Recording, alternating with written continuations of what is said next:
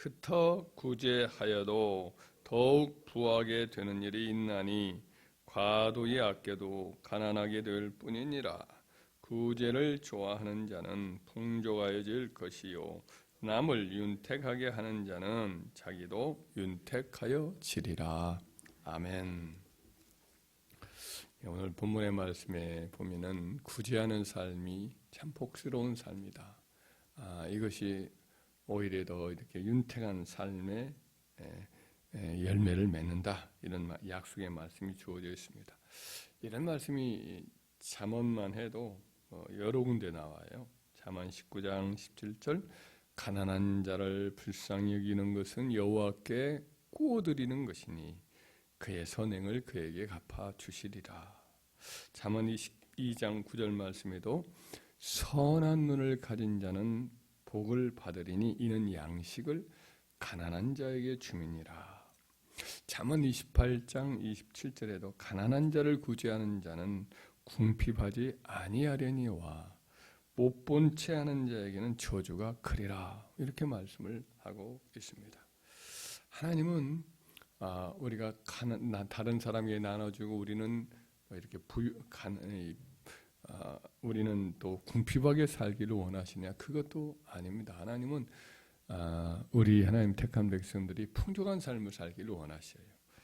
예를 들어 디모데전서 6장 17절 말씀에 보면 우리에게 모든 것을 후히 주사 누리게 하시는 하나님이라고 자기를 사도 바울이 하나님을 소개합니다.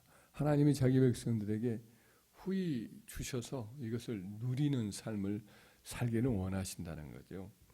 신명기 8장 18절에도 보면 내 하나님 여호와를 기억하라. 그가 내게 재물을 얻을 능력을 주셨습니다.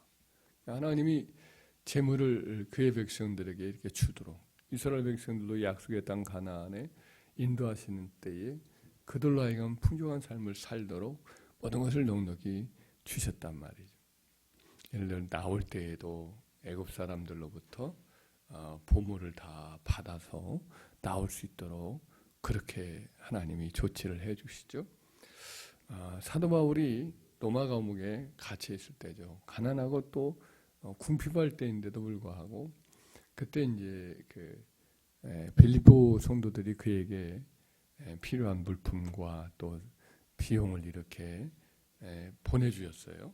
그때 그는 이렇게 그들을 축복하면서 말을 하죠. 내게는 모든 것이 있고 또 풍부한지라 에바브로 디도편에 너희가 준 것을 받음으로 내가 풍족하니 이는 받으실 만한 향기로운 제물이요 하나님을 기쁘시게 한 것이라.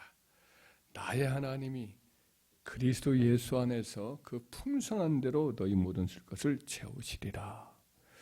하나님이 그의 백성들에게 이렇게 베풀고 나누는 선교비를 후원하고 이와 같은 주의 백성들에게 그 영광 가운데 풍성하게 갚아주시길 원한다라고 넘치게 축복을 합니다. 고린도 교회 성도들에게 헌금에 대해서 가르치면서 이런 말씀을 합니다. 이것이 곧 적게 심는 자는 적게 거두고 많이 심는 자는 많이 거둔다 하는 말이로다. 각각 그 마음에 정한 대로 할 것이요 인색함으로나 억지로 하지 말지니 하나님은 즐겨내는 자를 사랑하시는도다. 하나님이 능히 이 모든 은혜를 너에게 넘치게 하시나니 이는 너희로 모든 일에 항상 모든 것이 넉넉하여 모든 착한 일을 넘치게 하려 하십니다. 하나님은 주의 백성들이 풍성하여서 그것을 가지고 모든 일에 모든 것이 넉넉하여 항상 모든 착한 일에 넘치게 하기를 원하신다. 모든 착한 이런 넘치게 이런 말들이 계속 반복되었죠. 이렇게 삶을 누리면서 풍성히 나누기를 하나님은 원하신다라는 말을 하고 있는 거죠. 우리들 하나님은 가난하게 살기를 원치 아니하시고 풍성하게 살기를 원하시고 또 동시에 이걸 가지고 자기만 가지고 사는 것이 아니라 나눔에 살기를 원하신다라는 말씀을 합니다. 이 세상에 사는 모든 어떤 사회나 나라나 공동체건 간에 반드시 거기에는 부자만 있는 게 아니라 가난한 자가 그를 있기 마련이라는 거예요. 예를 들면 신명기 15장 10절 11절 말씀에 보면 면전에 관한 이제 규례를 정해 주면서 면전에는 7년마다 안식년을 두는데 그때 종들도 돌아가게 하고 또 특별히 빚이 있는 사람들 다 탕감해 주라는 이런 말씀이 이제 계명으로 주어져 있는데 이런 말씀하면 너는 반드시 그에게 줄 것이요 줄 때는 아끼는 마음을 품지 말 것이니라. 이로 말미암아 내 하나님 여호와께서 내가 하는 모든 일과 내 손이 닿는 모든 일에 내게 복을 주시리라. 땅에는 언제든지 가난한 자가 그치지 아니하겠으므로 내가 네게 명령하여 이르노니 너는 반드시 내 땅 안에 있는 내 형제 중 곤란한 자와 궁핍한 자에게 내 손을 펼치니라. 어느 시대건 간에 어느 장소 어느 국가든 간에 거기에는 가난한 자가 끊이지 않겠다는 거예요. 지금 예를 들면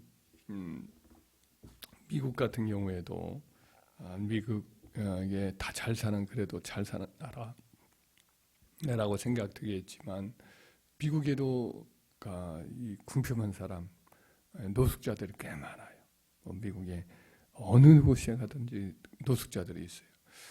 얼마 전인데 이번에 뉴스에 한번 뉴스를 탔는데 제가 좀 이거 그렇구나 하는 걸 느꼈던 게 미국의 두 번째 도시로 알고 있습니다. 한 400만 정도가 되는 로스앤젤레스, 우리나라 교포도 꽤 많죠. 로스앤젤레스에 거기에 시장 선거가 있었는데 이번에 시장 당선된 흑인 시장인데 여성으로 기억합니다.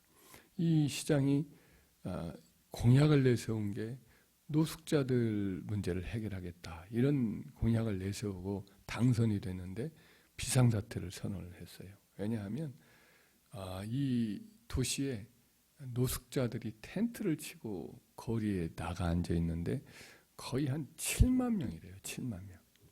7만 명이 노숙자가 돼요. 한 600만 정도, 400만 정도, 400만 정도의 도시 인구인데 그 가운데 7만 명이 텐트를 쳤는데 텐트톤이 그냥 도시 중심과 거리에 계속해서 7만 명이 줄지어 있는 거예요.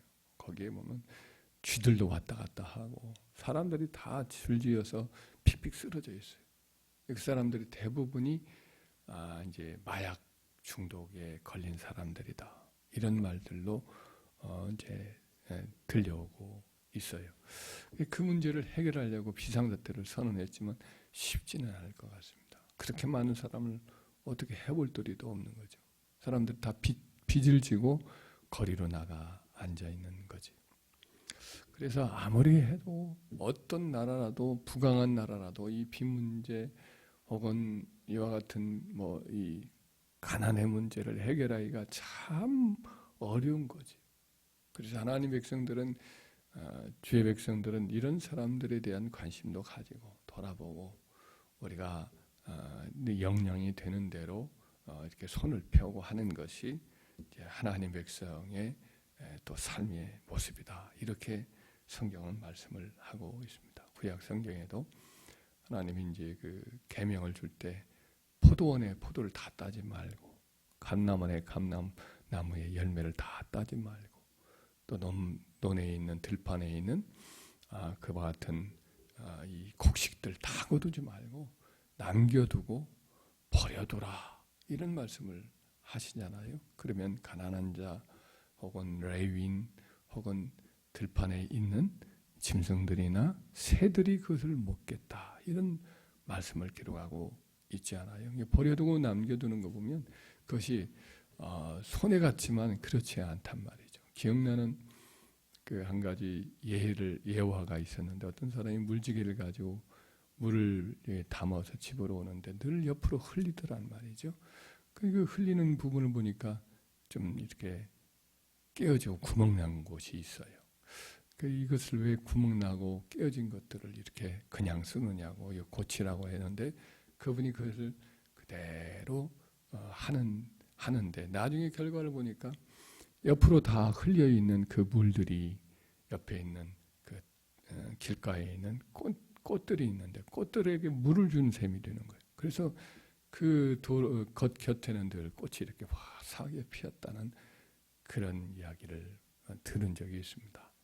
그러니까 우리의 삶에 버려두고 남겨두고 또 베풀고 하는 것이 손해는 나는 것 같지만 사실은 그로 인해서 우리의 삶에는 향기가 있고 행복이 있고 또 기쁨이 또 이렇게 우리 자신과 더불어 이웃들에게 나눠지는 것이라는 것이죠. 그러면 하나님은 반드시 그의 삶에도 이렇게 풍족하게 윤택하게 하는 삶을 살게 하실 뿐 아니라 자손들에게도 하나님이 복을 주신다고 약속을 해요. 시편 37편 26절에 보면 그는 종일토록 은혜를 베풀고 꾸준히 그의 자손이 복을 받는도다 라는 약속도 있어요.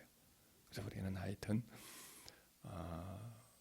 아끼고 저축도 하고 또 우리 삶을 또 풍요롭게 잘 갖고 나가는 일도 힘을 써야 되지만은 또 우리 자신만 이렇게 손을 꽉 쥐고 펴지 않는 것이 아니라 할 수 있는 대로 또 가난한 이웃들에게도 나눠주고 베풀고 구워주는 삶을 사는 것, 이것이 우리 자신의 삶도 행복하고 기쁨이 있고 풍족하게 되고 우리 자손들에게도 우리 자녀들에게도 복을 끼치는 일이 되는 줄 믿고 이 일에 기회되는 대로 또 실천에 옮기는 은혜가 있기를 주의 이름으로 축원합니다.